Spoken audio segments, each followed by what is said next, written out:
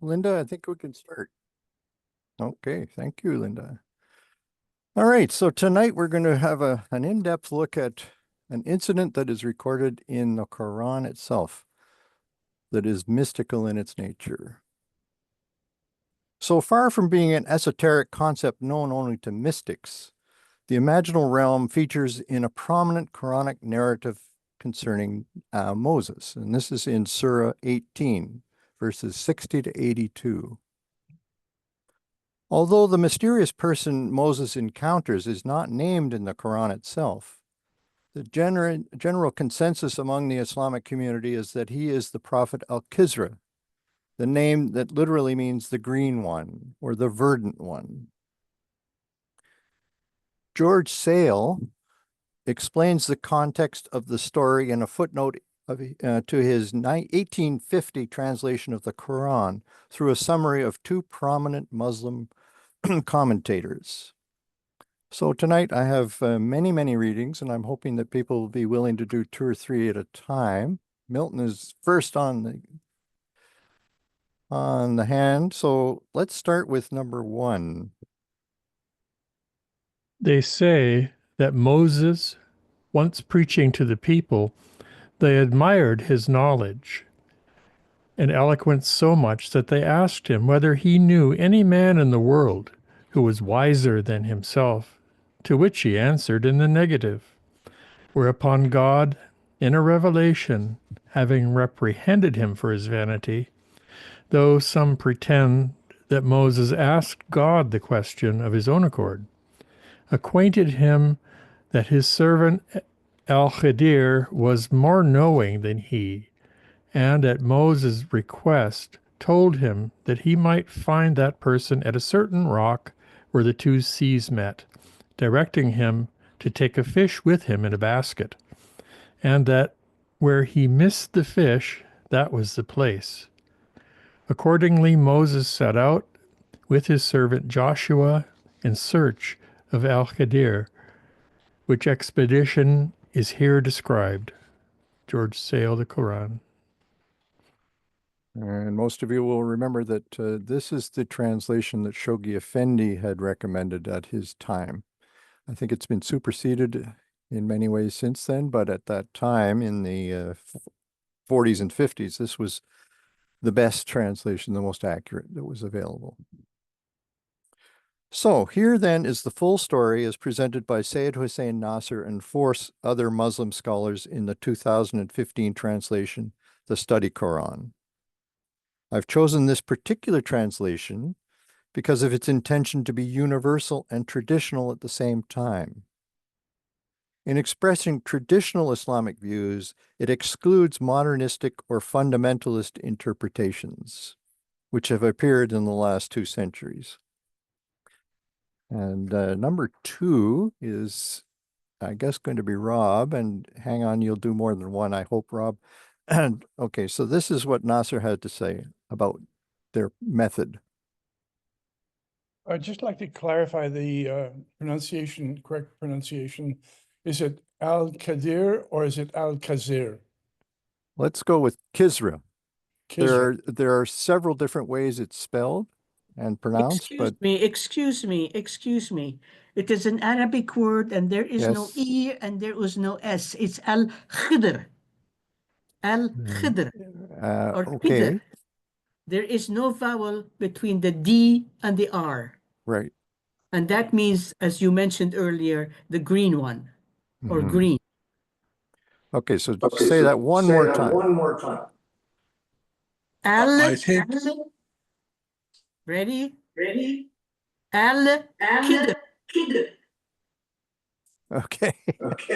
It's going to show up many times in the meeting tonight. Mark, Yes. in Persian, we pronounce D as Z. Right. So that's how Persians pronounce it. So they say, what is it again?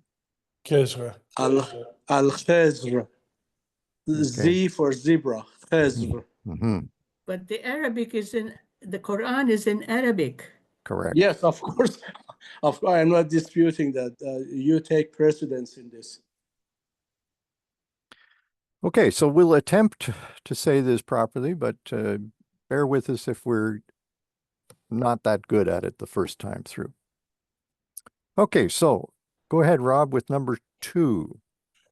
I set out to produce a text that reflects how Muslims have understood the Qur'an during their long history, and how those Muslims who remain traditional, which means most of them, do so today. Sayyid Hussein Nasr. Okay, so the 5 editors, and it's Nasser, Dagley, Dakaki, Lombard, and Carleton University's own Muhammad Rustam, have grounded their massive commentary on the verses of the Quran on 40 traditional tafsirs, which is the Arabic term for commentaries, each of which accepts the Quran as divinely revealed. These include interpretations from the mystical traditions of both Sufism and Shi'ism. This ensures that the new commentary is both balanced and authoritative. So to distinguish the translated verses of the Quran from the commentary, I have entered them in red tonight. Okay, so Rob, would you mind doing number 3 as well? And when Moses said unto his servant, I shall continue on till I reach the junction of the 2 seas, even if I journey for a long time. Okay. So Moses' servant is widely identified as Joshua. Servant translates fatah, which can also mean simply a youth or a young man. This word junction is a translation of majma, meaning the place where 2 or more things meet, place or point of union, or a junction. Okay, Sherry, would you read number 4 for us? The 2 seas. In the Quran, the 2 seas are understood in the most literal sense to refer to the fresh water of rivers and the salt water of the seas. The Quran mentions the point where the 2 seas meet as the site of an impenetrable barrier set between them, in which the 2 types of water mingle, but neither transgresses beyond that into the other. Several commentators suggest possible locations for the junction of the 2 seas mentioned in this verse, although these suggestions tend to be vague or geographically impossible. The geographical location, however, is ultimately immaterial to the story. Rather, Moses seeks this junction because he was told that at this location he would meet one more knowledgeable than himself. Okay, thank you. So, to the extent that this story is a symbolic narrative about knowledge, the 2 seas represent 2 kinds of knowledge. The freshwater rivers, with their linear and directional nature, symbolize rational thought and knowledge of the divine law that leads to salvation or to God. While the saltwater sea, with its vastness, unpredictable currents, and fathomless depth, symbolizes deep inner knowledge and the infinite and all-encompassing nature of divine knowledge, or the divine itself even, which human beings cannot penetrate with linear or logical forms of knowing, just as the fresh water of the rivers cannot penetrate the barrier between the 2 seas. The 2 seas thus serve as a symbol of 2 different kinds of divine knowledge possessed by Moses and Khidr. Moses represents divine knowledge as manifested in divine law, while Khidr represents divine knowledge in direct and immediate form, the acquisition of which is the goal of the mystical path. If this verse is read as an allegory for the nature of the soul, then the 2 seas can refer to the world of the spirit and the world of bodies, with the human soul representing the junction or the meeting point of these 2 realms. Okay, so now we have number 5, and I see that Leslie is willing to read this, and maybe 6 as well when we're ready. Then, when they reached the junction of the 2, they forgot their fish. and it made its way to the sea, burrowing away. Qur'an 1861. So, although Moses and his servant Joshua knew that they were seeking the junction of the two seas, the story suggests that they did not recognize this junction when they reached it, and that it is at this point that they forgot their fish. They also lost their fish at this junction when it came back to life and made its way to the sea. The fact that the fish was revived in that place is an indication of Khidr's presence there, insofar as Khidr represents life that transcends the limits of time, in both his greening effect upon his surroundings and his apparent agelessness. Okay, so Leslie, would you be willing to read number 6 as well for us? Sure. Number 6. The fish is the emblem of the fruit of secular knowledge, which merges itself in divine knowledge at the point where human intelligence is ready for the junction of the two. But the mere merger of secular knowledge does not in itself produce divine knowledge. The latter has to be sought patiently in the meaning of the Holy Qur'an. So Yusuf Ali's translation was probably one of the best before the study Qur'an came out. It was done many, many years ago. I guess it was in the 40s or 50s. It's got excellent footnotes. Okay, so then we go on to number 7. And I see Alan is ready to read that one. Then when they had passed beyond, he said to his servant, "Bring us our meal. We have certainly met with weariness on this journey of ours." In the Quran. So, having left the junction and the spring of life, Moses began to experience hunger and weariness.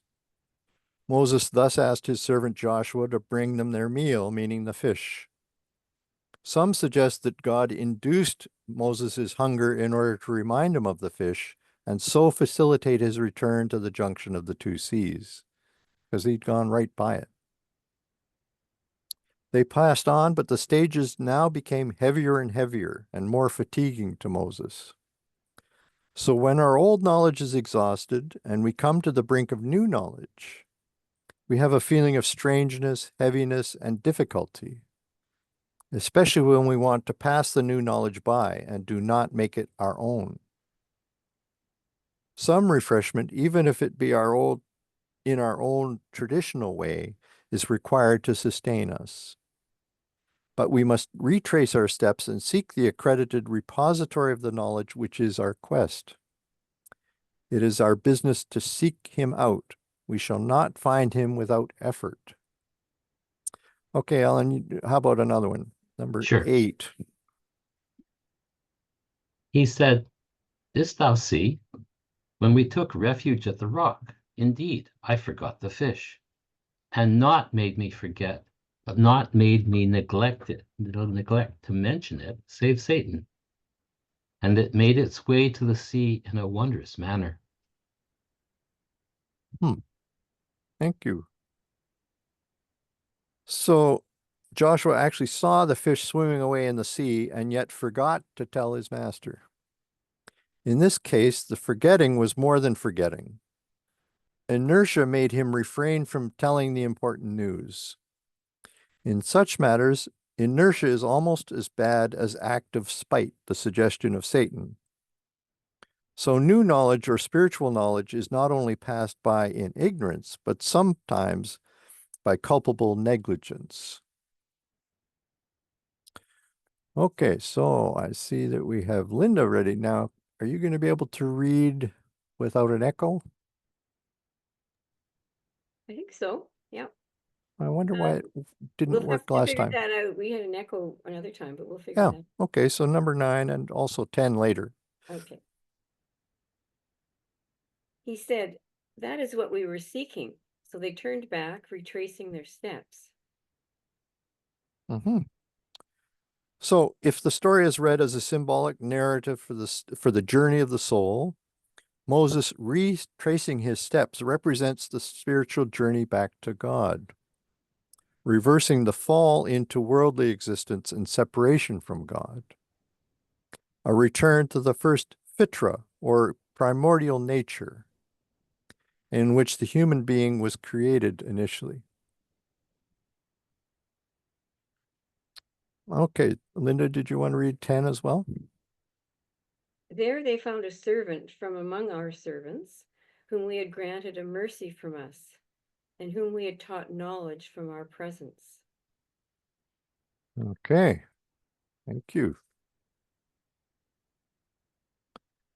So he is said to have been given the name Khidr, or the green one, because wherever he prayed or stood, everything around him became green. Khidr is widely considered a prophet, although some would say that he was just a righteous servant of God or an angel. Commentators put forward several arguments in support of Khidr as being a prophet, however, including that he was given direct and unmediated knowledge from God, which is the mark of prophethood, and that Moses followed him and sought knowledge from him, suggesting that at least in some ways Khidr was superior to Moses, and none can be superior to a prophet save another prophet. Moreover, in verse 82, as we'll see later, Khidr states that the various acts he performs, which are shocking to Moses, are not acts that he did upon his own command, indicating that he did them upon God's command, which is another mark of prophethood. Okay, Elizabeth, how about number 11?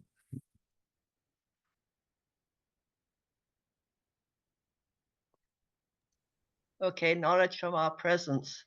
This is widely understood to mean knowledge of the unseen, which lies only with God.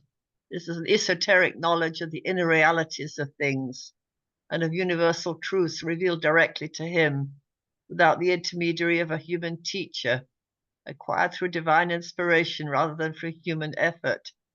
Invoking the Arabic terminology in this verse, Abu Hamid al-Ghazali and other Sufis often refer to the knowledge that can be acquired only through the divine unveiling knowledge from God's presence.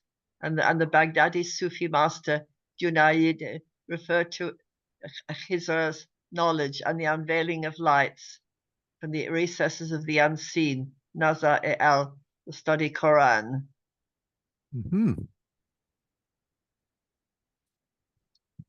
So this knowledge from our presence is something that was not given to Moses. Only Khidr had it, strangely enough.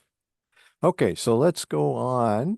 I see Durham is ready to read number 12 and hopefully 13 as well, maybe 14 even. But anyway, for now, just number 12.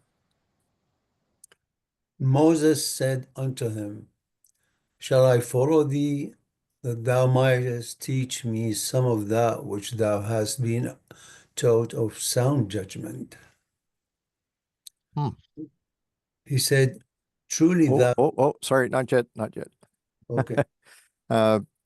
So this reveals Moses' genuine quest for inner knowledge for its own sake, and his lack of pride, and his willingness to submit himself before one more knowledgeable than he himself, despite the fact that he was a prophet. Moses therefore demonstrates the proper attitude one should have when encountering those who know more than oneself, namely an attitude of humility and a sincere desire to learn from them. Okay, now number 13. He said, Truly thou wilt not be able to bear patiently with me. So Moses cannot bear patiently with Khidr because Moses has been sent as a prophet of the divine law, while Khidr has been entrusted with some acts that seem outwardly to be contrary to that law, but possess an inner significance.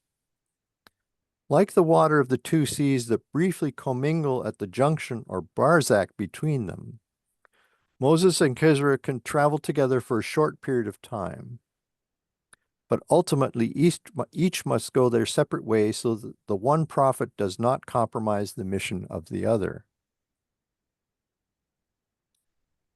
Okay, so let's make it number 14 for you as well, Durham. Khidr smiles and says that there will be many things which Moses will see with him, which Moses will not completely understand, and which will make Moses impatient. The highest spiritual knowledge often seems paradoxical to those who have not the key to it. Abdullah Yusuf Ali, meaning of Quran. Okay, thank you. All right, Jennifer, I'm going to ask you to read 15 and 16, but with a break in between here. And how canst thou bear patiently that which thou dost not encompass in awareness?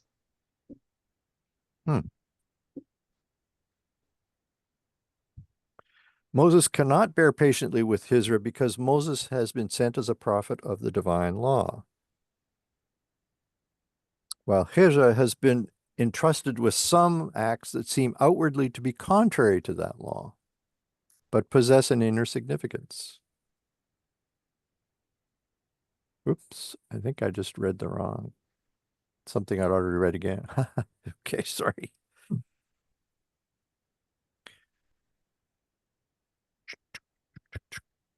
According to other verses, what one encompasses of divine knowledge is a matter of God's will and choosing, as it's in verse 255 of Surah 2, and they encompass nothing of its knowledge save what he wills.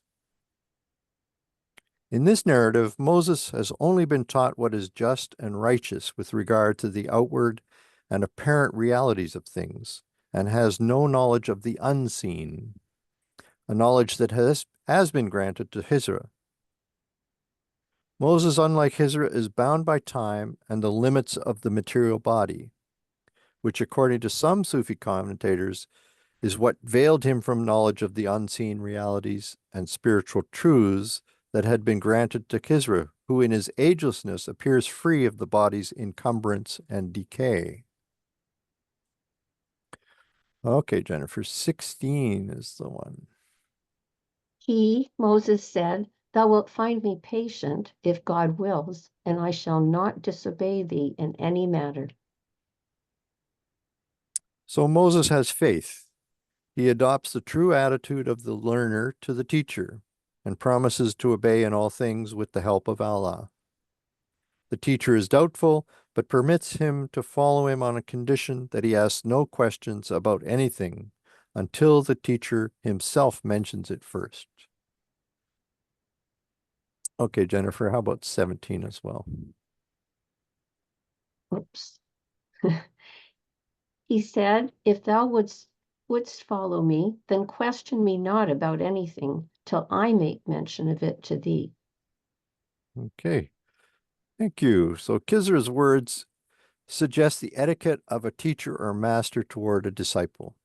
The master assumes the responsibility for taking into account the needs and capabilities of the student for a particular teaching. Okay, Lisa, how about number 18? So they went on till when they embarked upon a ship, he made a hole therein.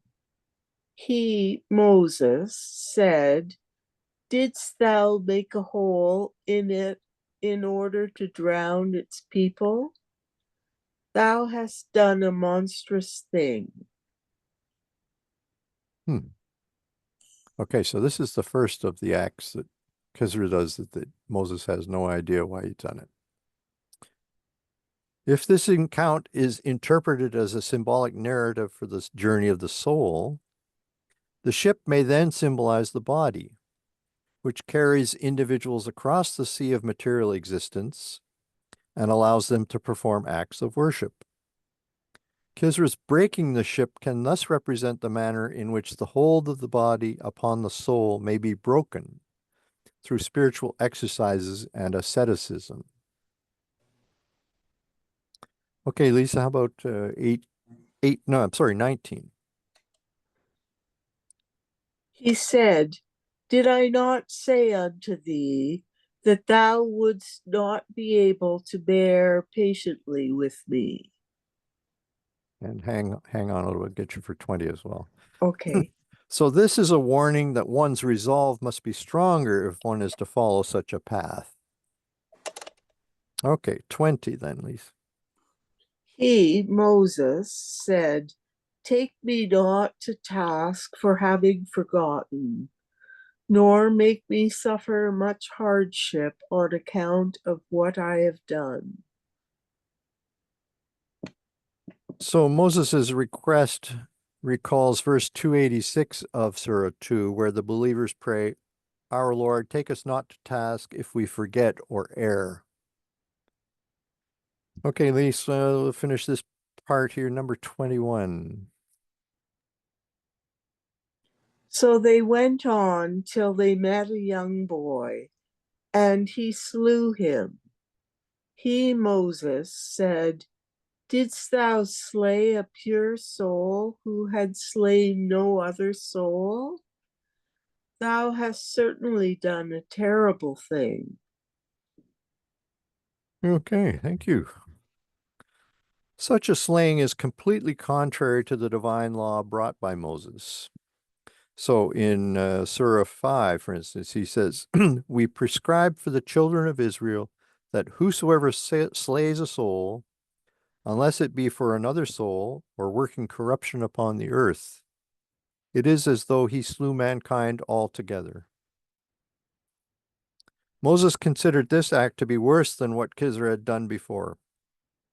From a mystical perspective, the slain boy represents the soul that inclines toward evil and is slain when one overcomes the anger and other negative passions within oneself.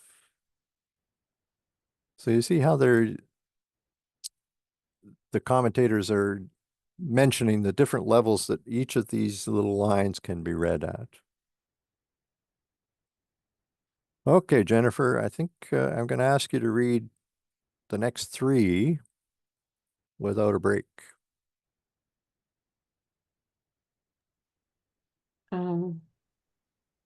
22 starting? Yes, please. Yeah. He said, Did I not say unto thee that thou wouldst not be able to bear patiently with me? He, Moses, said, If I question thee concerning aught after this, then keep my company no more. Thou hast attained sufficient excuse from me. So they went on till they came upon the people of a town and sought food from them. But they refused to show them any hospitality. Then they found therein a wall that was about to fall down. So he set it up straight. He, Moses, said, Hast thou willed, thou couldst have taken a wage for it. Okay, very good. Thank you. So the inhabitants of this town were churlish. They broke the universal Eastern rule of hospitality to strangers, and thus showed themselves beyond the pale of ordinary human courtesy. Note that they would have been expected to offer hospitality of themselves unasked.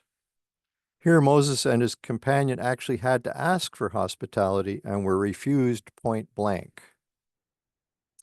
Commentators read a moral lesson into Moses' protest and Khidr's reaction, namely that doing a good deed and then seeking worldly reward for it nullifies the spiritual merit of the good deed. Spiritual virtue and perfection come from God and should be sought for their own sake, not for the sake of worldly reward. According to the interpretation of this account as symbolic narrative for the journey of the soul, if the ship broken by Khidr represents the body broken by spiritual exercises and asceticism, and the slain boy represents the lower soul inclined to evil, which is slain by overcoming the passions, then the repaired wall symbolizes the soul at peace, which can be restored through the perfecting of character and virtue once the bodily passions and the lower soul have been subdued. Okay, Bill Kelly, let's start you off with number 25, and maybe you can continue after that in a minute. Sure. He said, "This is the parting between thee and me. I shall inform thee of the meaning of that which thou couldst not bear patiently." Okay, so hang on for a minute. So before their parting, Khidr offered to inform Moses of the meanings, ta'wil, or hidden wisdom of his actions, which Moses could not bear patiently. Ta'wil is translated both here and in 3:17 as simply as interpretation. But in later Islamic tradition, this term is often used to refer to the inner or esoteric meaning of Quranic verses and Hadith, a usage of the term that seems to be supported by the statement in 3:17 that the ta'wil of certain Quranic verses is known only to God. If ta'wil is understood here to signify inner or esoteric meaning, then Khidr's use of the term suggests that there is a hidden or esoteric meaning to all phenomenon and events, as well as those to which God has revealed in his sacred scriptures. A meaning that is only known to God and those who, like Khidr, have been given knowledge from God's presence.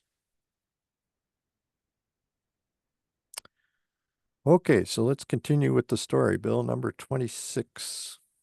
As for the ship, it belonged to indigent people who worked the sea. I desired to damage it, for just beyond them was a king who was seizing every ship by force.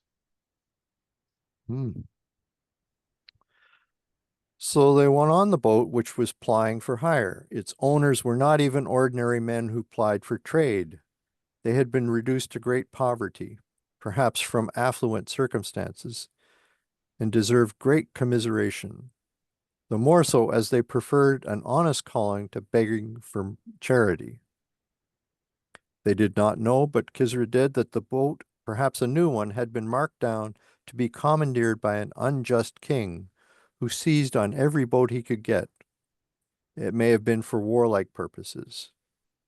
If this boat had been taken away from these self-respecting men, they would have been reduced to beggary with no resources left them. By a simple act of making it unseaworthy, the boat was saved from seizure. The owners could repair it as soon as the danger was past. Khidr probably paid liberally in fares, and what seemed an unaccountably cruel act was the greatest act of kindness he could do in the circumstances. So once again, as a symbolic narrative of the soul's journey, Al-Kashani suggests that Khidr's damaging the ship symbolizes the breaking of the body through spiritual exercise and asceticism in order to prevent the body from being seized by the lower soul inclined to evil. Okay, Bill, how about numbers 27 and 28 right in a row? Sure. And as for the young boy, his parents were believers, and we feared that he would make them suffer much through rebellion and disbelief. So we desired that their Lord give them in exchange one who is better than him in purity and nearer to mercy. Thank you. So the son was practically an outlaw, a danger to the public, and a particular source of grief to his righteous parents. Even so, his summary capital punishment would have been unjustified if Khidr had been acting on his own. But Khidr was not acting on his own.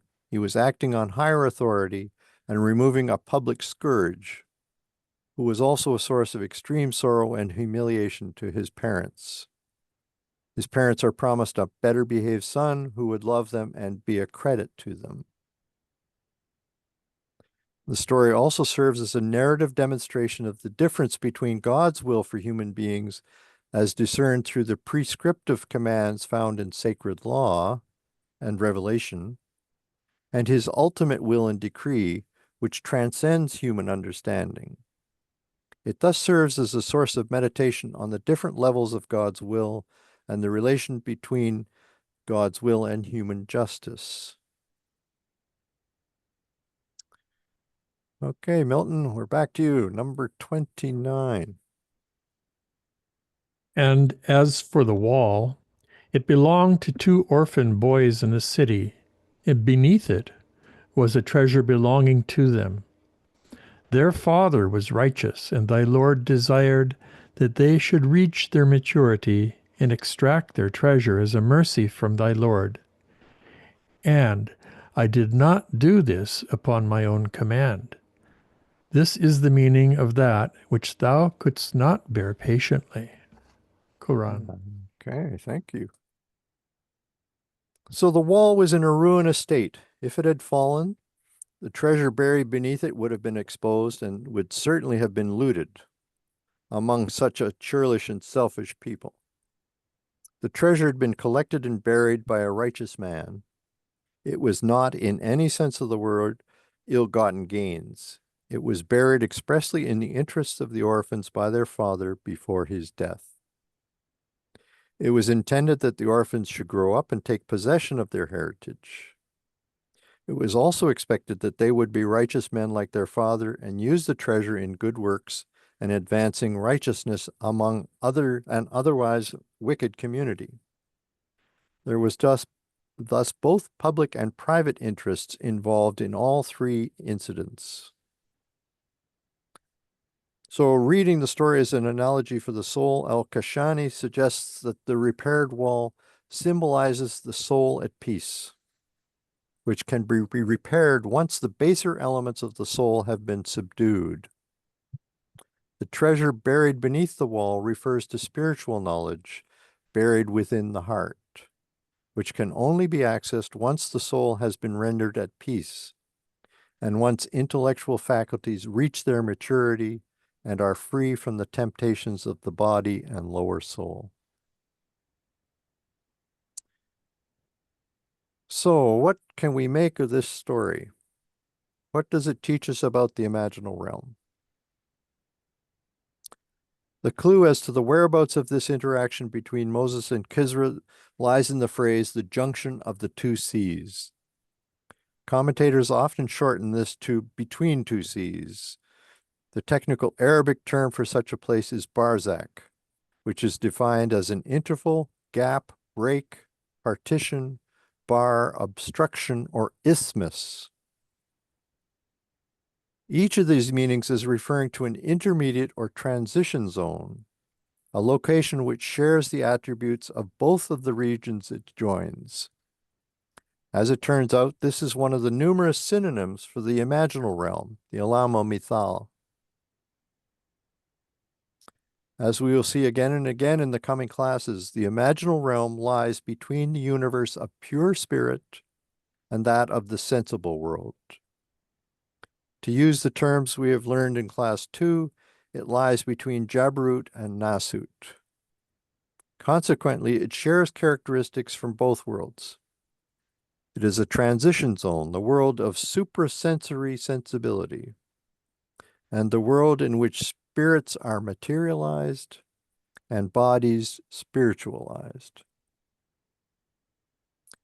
In this intermediate world, the strict rules of the physical world are relaxed, allowing for the occurrence of all sorts of mind-boggling phenomena. On the other hand, the pure ideas of the spiritual realm become more dense as they pass through this transitional zone. It's like they take on clothes appropriate to the audience to which they are addressed. In Moses' story, the 2 seas have been interpreted differently according to the mindset of the commentators. In some cases, people understand these as the Gulf of Aqaba and the Gulf of Suez. In others, the 2 referred to the sea of secular knowledge and the sea of divine knowledge. Yet others came to see them as the seas of exoteric and esoteric knowledge. Who are we to say that any of these interpretations is wrong? This ambiguity, this open-endedness to multi-layered interpretation seems to be one of the defining characteristics of the imaginal realm. The fact that such an account of events occurring in what we would nowadays call an altered state of consciousness is included in the Qur'an itself lends credibility, validity, and significance to the mystic quest. This gives an impeccable impetus to humanity's mystical inclination. This is one of the reasons why mysticism became so highly developed in Islam. Here are some other points to consider. One apparently has to forget human knowledge symbolized by the fish in order to attain divine knowledge. From a God's eye point of view, Khidr's three unorthodox actions make perfect sense. From the human perspective, they appear to be unexpected, if not downright unlawful. Not surprisingly, many Sufis saw this story as justification for the idea that spiritually evolved people who have achieved such privileged states need no longer be constrained by the limitations of the law, the Sharia. Unlike their less evolved religious brothers, mystics often came to believe that they answered to a higher set of rules. This antinomianism was one of Baha'u'llah's major targets when he pronounced against Sufism. As the traditional commentators have made clear, Khidr became the long-lived archetype of direct divine inspiration, who played an important role in Sufism and popular Islamic spirituality more generally. Ibn Arabi, for instance, as we will see, personally met Khidr on at least 3 occasions. So what's the Baha'i view of Khidr? To the best of my knowledge, there is no Baha'i explanation of the story of Moses and Khidr in the authorized English translations available at this time. The name Khidr only appeared twice in Baha'u'llah's writings that have been translated to this date. The first occurrence is in a couplet of Jalaluddin Rumi, which he quotes in the 7 Valleys. And I see Ingrid is ready to read number 30. Okay.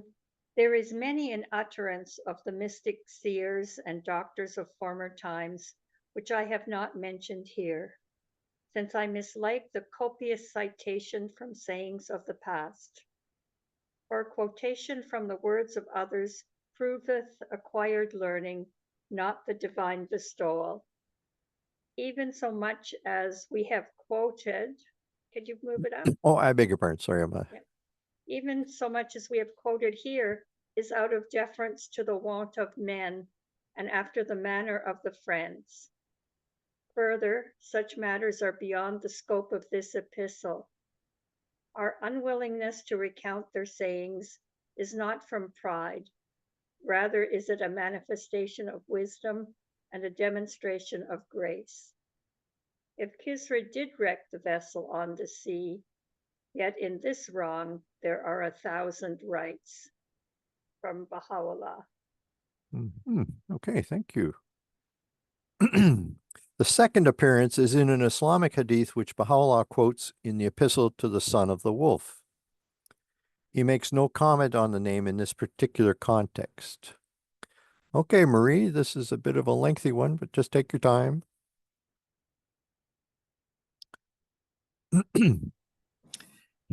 And he, Anas, son of Malik, may the blessings of God and his salutations be upon him, hath said, I announce unto you a city on the shores of the sea, white, whose whiteness is pleasing unto God. Exalted be he. It is called Akka. He that hath been bitten by one of its fleas is better in the estimation of God than he who hath received a grievous blow in the path of God. And he that raiseth therein the call to prayer, his voice will be lifted up unto paradise. And he that remaineth therein for 7 days in the face of the enemy, God will gather him with Khidr, peace be upon him, and God will protect him from the most great terror on the day of resurrection. And he, may the blessings of God, exalted be he, and his salutations be upon him, hath said, there are kings and princes in paradise. The poor of Akka are the kings of paradise and the princes thereof. A month in Akka is better than 1,000 years elsewhere. Okay, thank you. So Marzia Gale includes the following explanation of Khidr in the Baha'i glossary. And I'm hoping, is that Rob or is it Roxanne this time around? Oh, it's me again. Okay. Khidr, the green one, his name does not occur in the Qur'an, but most of the commentators identify him with the mysterious personage referred to in Qur'an 1859-81. He is often referred to as having discovered and partaken of the fountain of life and is called its custodian. He also symbolizes the true guide. He stands preeminently for the inner light of saintship, as opposed to the intellectual, legalistic, and apostolic aspects of prophecy. Like the Sufi pir, Murshid, he claims silent and unquestioning obedience to his authority. Nicholson commentary. Uh-huh. Okay. So beyond these two brief mentions, the only other prominent Baha'i to bring up the name is Bahiya Khanum. In one of her letters, she mentions that her father, Baha'u'llah, had recently retired to the cave of Khidr, which is also known as the cave of Elijah, situated on the lower slopes of Mount Carmel. Okay, Lena, let's see what 33 has to say. Several days ago, he retired to the cave of Khidr. In that verdant spot has been blessed by the steps of our Master, him around whom all names revolve. He intends to stay there for a while, so that he may have some respite from his countless concerns and cares. Baha'i Khanum 97. Okay, and if you wouldn't mind, if you could read the next one when I give you Sure. the signal, okay? Okay. The only substantial information about this mysterious figure in the Baha'i faith appears in Lady Blomfield's book, The Chosen Highway. While describing her visit to a Druze family in a town called Abu Sinin, an hour's drive from Akka, in the early spring of 1922, Lady Blomfield supplies valuable background information about Druze beliefs concerning Khidr. Okay, so that's number 34, and I'll have to do some scrolling when you're reading. Khidr, as prophet of pre-Mosaic times, is greatly honored by the Druzes. He, according to their sacred legend, having drunk from the water of immortality, is now alive and will live forevermore. He dwells in the invisible kingdom, but assumes bodily form and appears to those who love him in their dreams. The places where Khidr is seen in dreamland are held sacred. These holy places are numerous. Muslims also hold these shrines in veneration, making pilgrimages to them, praying for such benefits as healing and vowing to return and give thanks when their prayers are granted. The cave of Elijah on Mount Carmel is one of the shrines where Khidr is also honored both by Druzes and Muslims.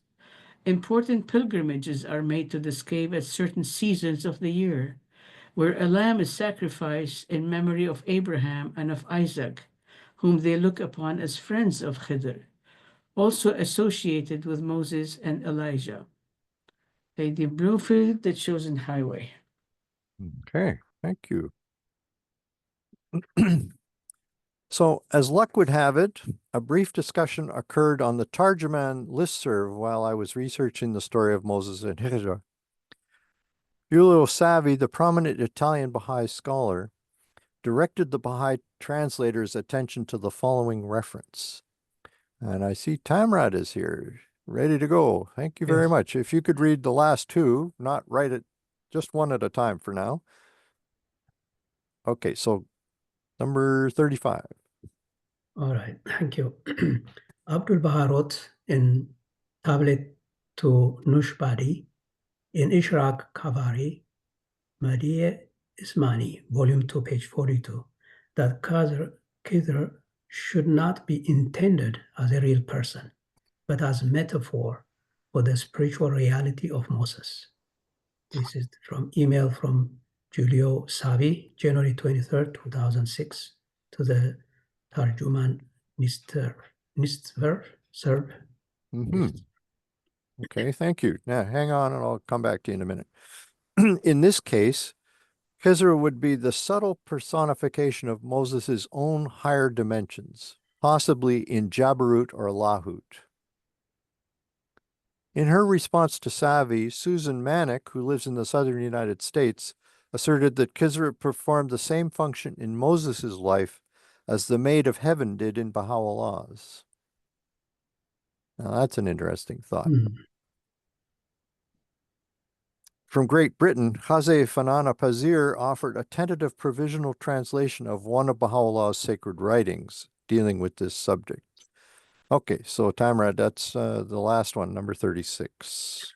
All right. The teacher, Khidr, of the interlocutor of God, which is Moses, was indeed the divine confirmations and assistances, which in fact are the self-same effulgences of the world of Amr, revelation or command.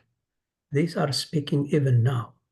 In the sublime world, they are mentioned by a name amongst names, and in the book of God, they were named with the name of Khidr. Email from Khazeh Farana Parzir, January 23rd, 2006, to the Tarjuman Nistserv. Okay, thank you. Thank you. So the idea that Khidr was communicating guidance flowing from the primal will is fairly clear. If this translation is reasonably accurate, we may say that Khidr is an envoy, emissary, or ambassador from Lahut, which you remember is the realm of command, or Amra. So that's all I've been able to find out about that particular story in the Quran. But I think you'll have to admit that it's thought-provoking to see that such a mystical story is actually in the sacred text itself. Okay, Lena, what can you say other than criticizing my Mark, after my pronunciation? Mark, after Lena's question, can I Oh, no. a few things from the chat? Sorry. I forgot to lower hand. Sorry. Yeah, sorry, Linda, what were you asking me? There are a few items in the chat. Oh, okay. So the first one, for any latecomers, it's a bit baffling when we hear, or first of all, the pronunciations are baffling, and the spelling. Could you spell the different versions, and then we'll maybe ask people to pronounce it properly? Oh boy, you want all of I'm them? sorry. It's just if somebody arrived late, they really got a little confused, I think. Well, the Arabic spelling is Khid with a dot underneath it, R. Okay. Okay. And isn't there an one with L? It starts with L. Well, you can add al to it, yes. The green one. The al means Okay. but it's also spelled with Kheder, Right. Khizr, Okay. and then al-Qadr, which is Kha with an accent on it, D with a dot IR. So there are several different ways it's spelled over, depending on which part of the Islamic world you're talking about. Right. Okay, what else? The pronunciation issue is bothering me a bit too. Is where did you get the Khidr kind of anglophone version thereof? From seeing it spelled as Khezr. Okay. That's another way that it's often spelled. So that's the Persian pronunciation. There's no E in Arabic, as Lena rightly says. So, Okay, it just must be like nails on a blackboard to people. well, why don't we ask Lena about that? Lena, could you say it again, please? Yeah, talk to us about this issue.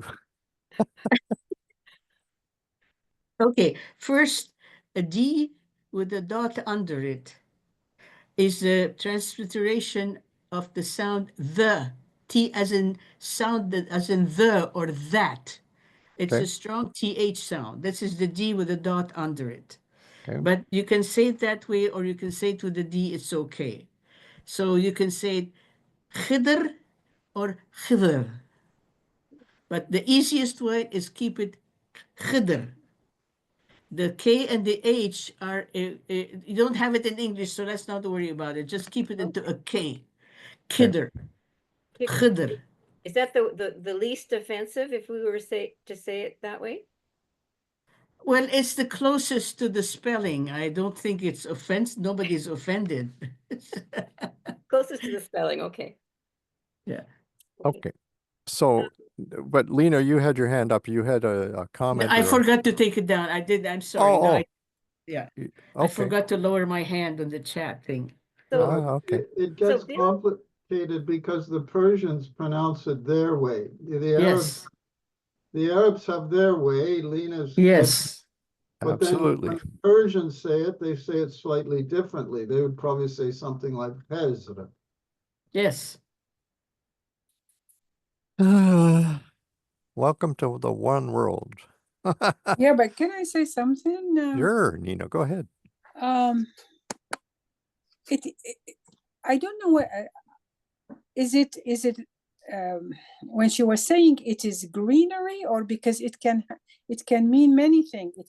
It can mean, when you're saying Khidr, it could be somebody remembering, or it could be Qadr, meaning destiny, and Dargham would be the right person to explain it, because I don't think it means greenery at all. Dargham, This spelling is greenery. Sorry about that. This spelling is greenery. No, but when we read the package, the paragraphs, it's like Qadr, meaning what God is have for us. You know what I mean? And when you are saying TH Khidr, meaning remembrance. Dargham, can you add to it, please? See, this is the problem of certain Arabic letters and Yes. how they pronounce by Persian. Yeah, but I'm saying Qadr, And many al-Qadr. people, yeah, but let me just, Sure. first of all, as Lena said, al-Khidr comes to the color green. That's correct. Because it's Qadr, which you're saying, that's another word. Yeah, exactly. Another word. Okay, that's another word. But the best way to say, and you see the D itself, that letter of Khidr, the Guardian used the D and a dot under it. Okay. Like my first name is Dargham. There is a dot that should be dot under D. Like Dargham. Yeah. Yes, that. So al-Khidr, to me, the best way of saying it, I mean, in Arabic, you say al-Khidr. The first one is like this from here. Yeah, al-Khadr, but you are saying the greenery. But when we are reading the packages, yeah, and it's saying al-Qadr. Al-Qadr, you know what I mean. That's a different word. It's a different word. In this case, it is the green issue. Okay. Do you speak Arabic, Nina? Oh yeah, it's my mother Okay, tongue. so there's a difference between the Khay sound and the Qa sound. Qadr. Yes. Qadr would be with what you're trying to talk about. Khidr is green. Qadr is Khadr. Yeah, I that's a mean, different from the word. color akhdar. I know. Okay, they're two different words, completely different words. Okay, so let's see if we can move on to a different All right. issue. Sure. Tamrat, you have your hand up. And I see also, who else was it? Yeah. Belinda too. Yeah, I don't mean to take you back because I arrived late, but in the way I just wanted to understand this color is, it's not like a physical person. It's like the rank, or is it meaning the spiritual entity that Moses arrived, or that's what I wanted to understand. So it's not a personality. It's just one of the levels that people will reach, or is that how it was, what you guys were discussing? as it's portrayed in the Quran, it comes across as a spiritual entity suddenly out of nowhere. But when we come to interpret this passage, we have to think about what exactly this entity represents. And the Baha'i interpretation seems to be that this is actually the confirmations from God, if you like, coming from a higher level of Moses's own self, but externalized in this particular way in the story itself. Does that ring true from what you've read tonight? Linda, what did you want to ask about?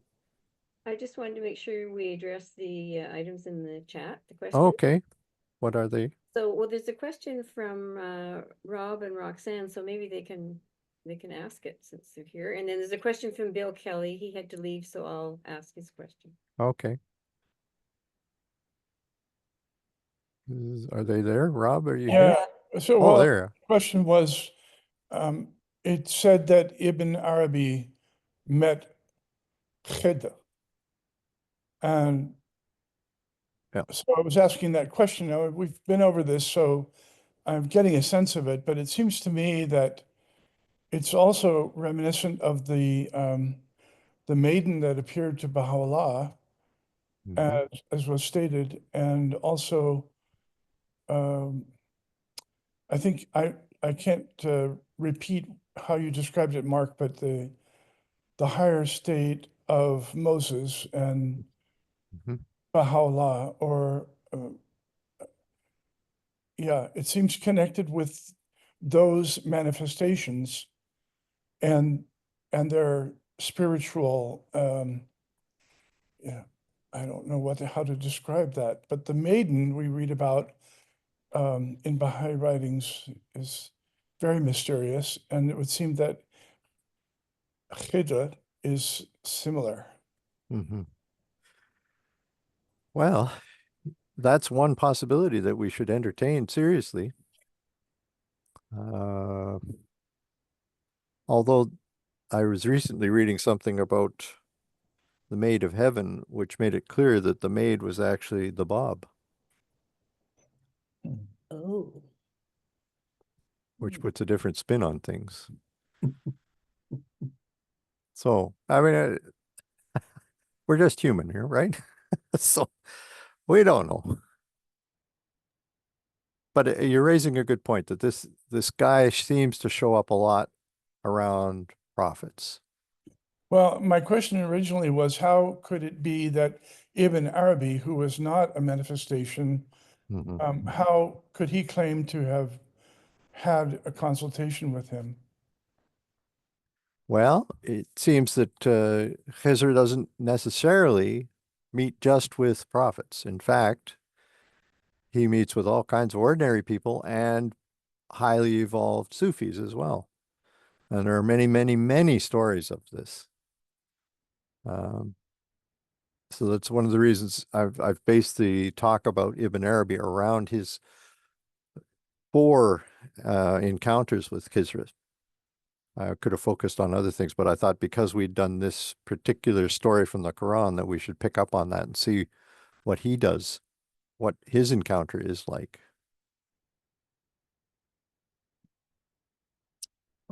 Jack, what's up? Well, thank you, Mark, for your very complete explanation. It's obviously a wisdom tale as well, which is meant for us.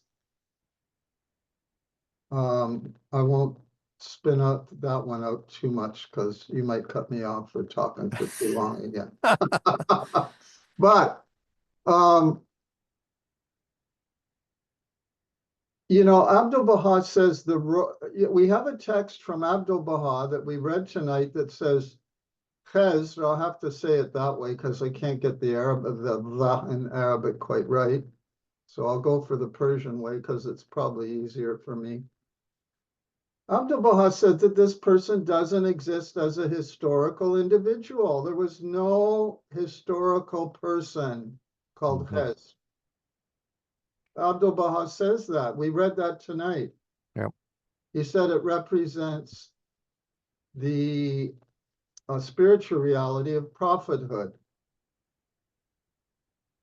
So I think this reminds me, this wonderful tale, wisdom tale, and there are several lessons in there about questioning divine wisdom, about being patient, about accepting to be instructed with humility by others who are more gifted than we are, and so on and so forth. There are a number of lessons we can draw from this.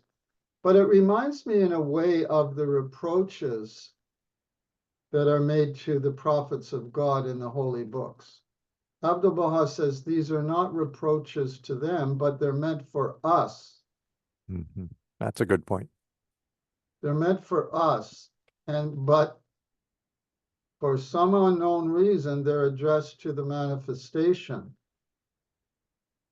I mean, you can wonder about why that is and not come up with an answer as well. So I think, you know, this is a wisdom tale, which is intended to teach us a number of spiritual lessons about the hidden purposes of God, about being humble in the presence of those who know more than we do, of being submissive to the will of God, of being patient.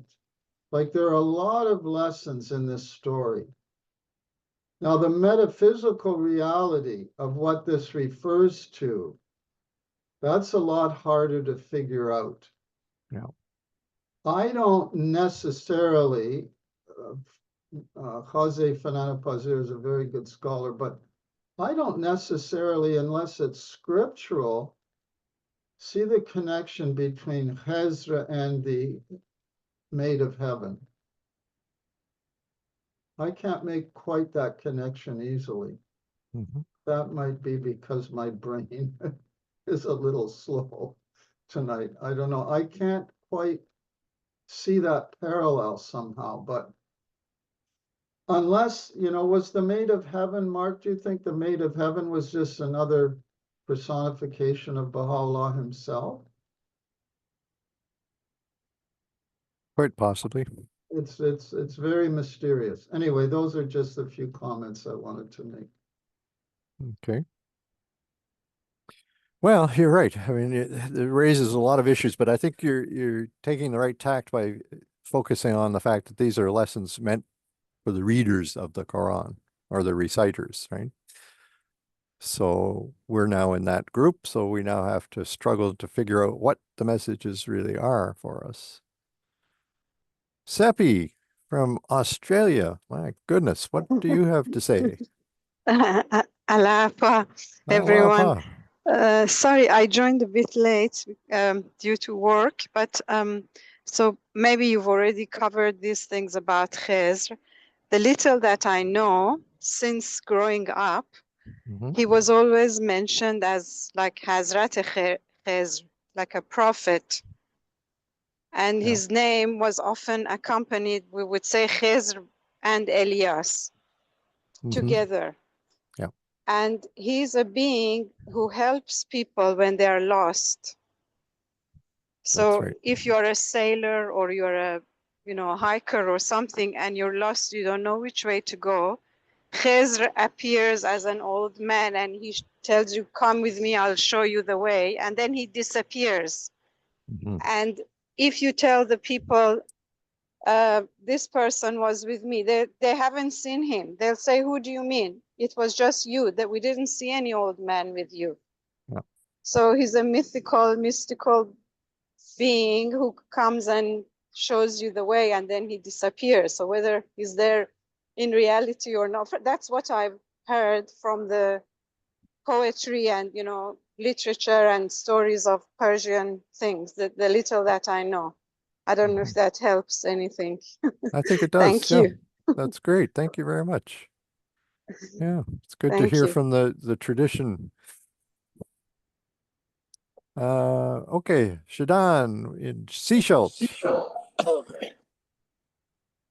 Hi, I was just wondering whether in the more modern generational vocabulary, it could be referred as the inner voice.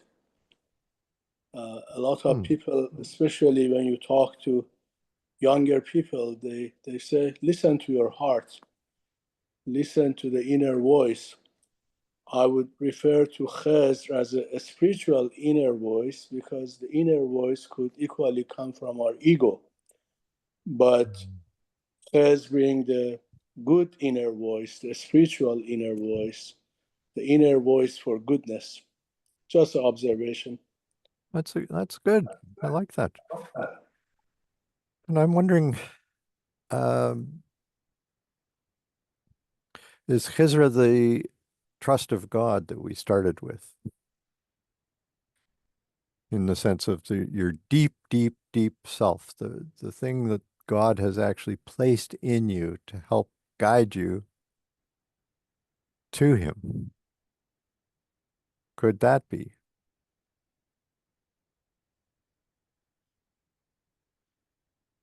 These are big questions that we're not going to solve tonight, but Well, it could be, Mark, also the symbol of esoteric knowledge. I think the Sufis look at it that way. Yes, they do. Or as our friend just said, this sort of the intuitive voice. Shidan just said this, the inner voice that guides us in the higher sense.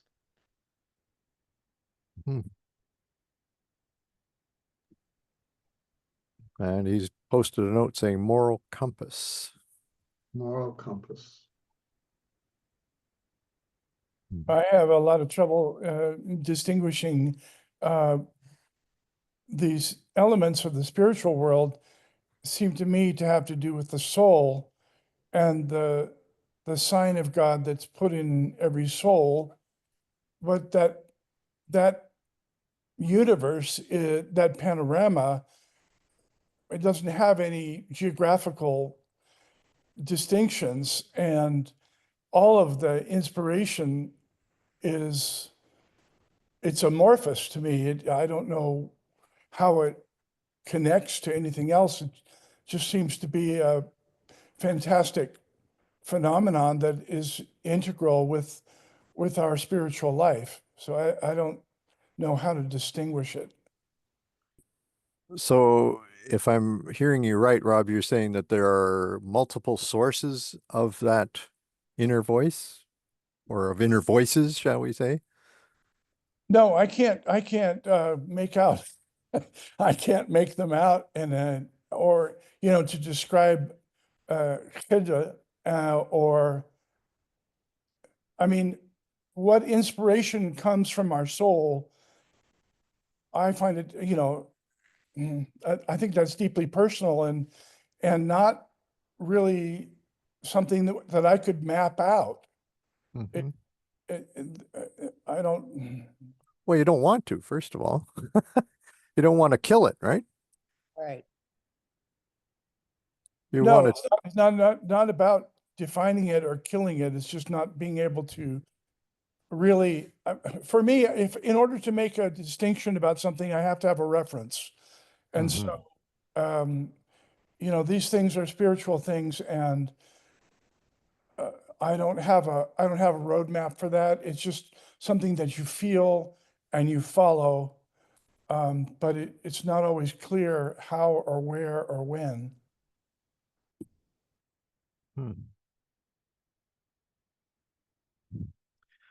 I have a feeling probably a lot of us share that feeling.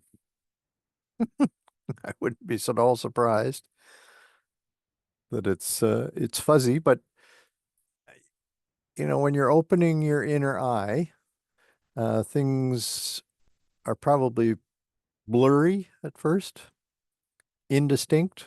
It's very difficult to differentiate, but at least we're making an effort in that direction. And with time, I bet we'll learn how to see properly. So that's my reason for doing something like this in the first place, to give us practice. Milton, what would you like to say here? I feel like we're living in that metaphor of all these blind men touching different parts of the elephant. Good one. The reality is certainly there, but in this level of our existence, we're capable of seeing some of it, and each of us may be different bits. So I'll leave it at that. That's good. I like that. Thank you. Jack, what do you think? Answering Sepide's question, Joyce Kidd Miller has already answered for lost objects at St. Anthony. But if you're lost, it's they've got saints for everything in the Catholic Church. It's St. Christopher. He's the patron saint of travelers, Sepide, in Catholicism. So if you're lost, you ask St. Christopher to, whoever St. Christopher was, I don't know. But you can ask him. And if you're in a difficult situation, you can ask St. Jude. So there you go. Lots of saints to help you out.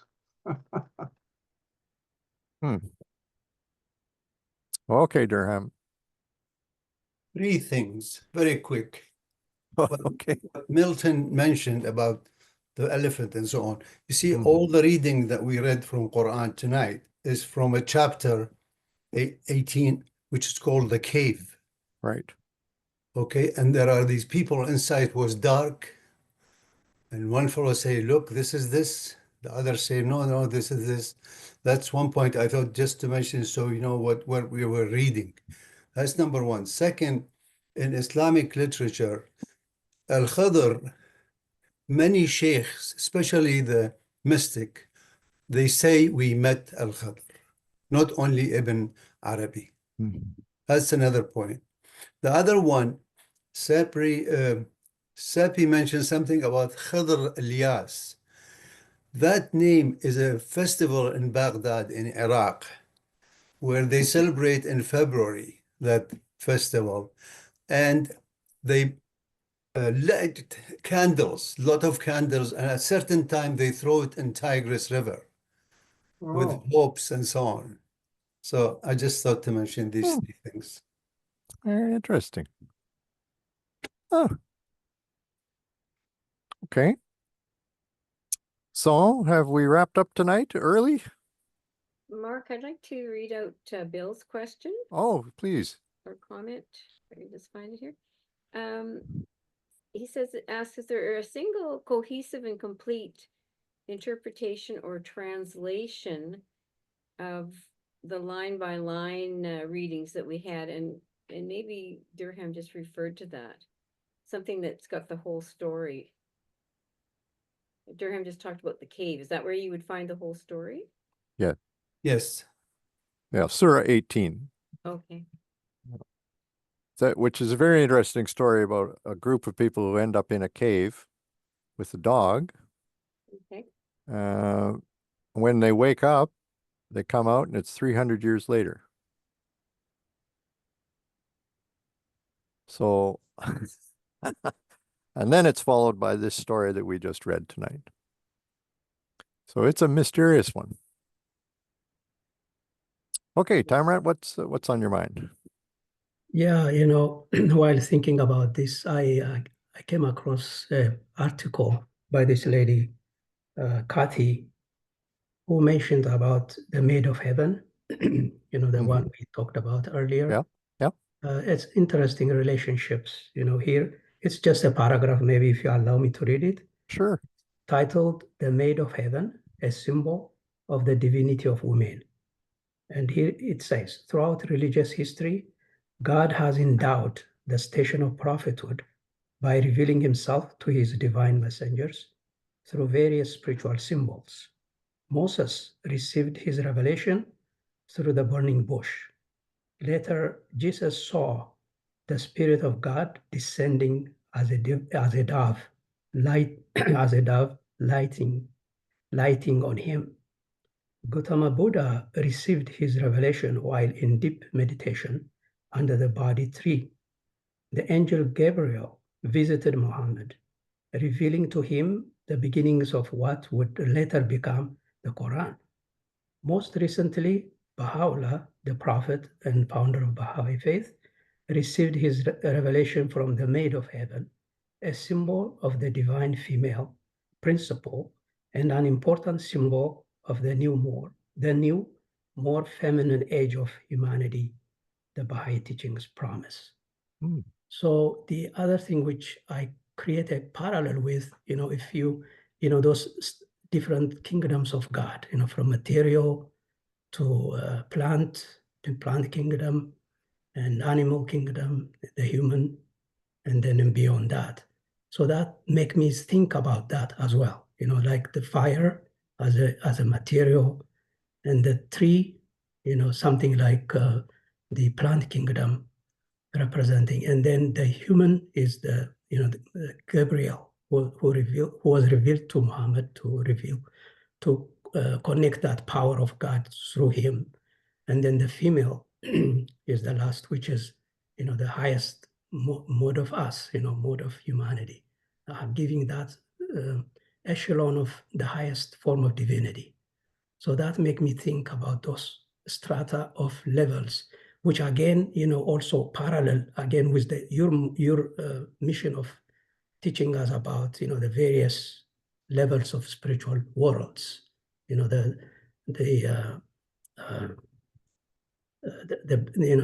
Hahut, the Lahut, and all those levels as well. So that's the parallel I create here. Maybe if it makes sense to you guys. Thank you. Interesting. I'll have to think about that one. Yeah. Is your quite an reference? insight.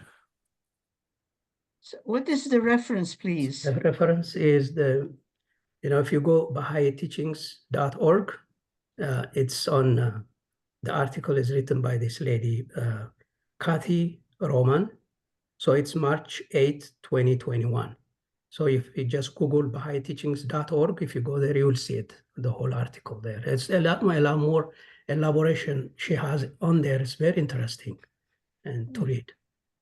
Thank you. Thank you. That's Kathy, great. thank you. Well, oh, Belinda, yes. What would you like to ask? I was hoping that the remarks from that gentleman and the reference he gave could be sent out to us all, because we're having some trouble hearing everything tonight. I see. Okay, sure. But that sounded very interesting. And there were a couple of other references that I can't remember now that I'd love to hear, but anyhow, thank you. Okay. So Tamrad, if you were to send that to me by email, I'll send it tomorrow with my announcement of the recording being available. Yeah. My pleasure. I'll do that. Yes. Thank you. Thank you. Can mute us again. So there were other sources that you wanted to have as well, Belinda, that you thought were interesting? I can't remember now what they were. So, but that one we'd love to have. Sure. Please. Okay, I'll make sure it goes out. Well, folks, we're at 2 minutes to 9. I guess that's close enough. Shall we call it a night? Yeah. Thank you so much for everything, and we'll see you in a week. Thank you. Thank you, Mark. Thank you, Mark. Take care of Thank yourselves. you. Mark. Thanks. Thank you, Bye-bye. everyone.